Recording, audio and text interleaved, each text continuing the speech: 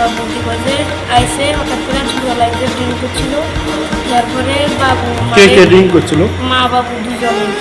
তারপরে কি করছে আইয়া ঘরের মধ্যে কথা কর হঠাৎ করে তখন করেছে। এবার মা আমরা ঘরে বসে, তারপরে বাবু হঠাৎ করে আইসে, এবার মারে মানে কেমন করে কথা বলে, এরপরে মা বাবুকে ধাক্কা দিয়ে যায় মানে ফুটছে, তারপরে কিতা দুজনে গুতা দিছে, বাবু এবার সামনের দিকে ফুটছে, আর আমরা এবার ফুটছি আর দেখছি মানে মুখ থেকে রক্ত বাইরের।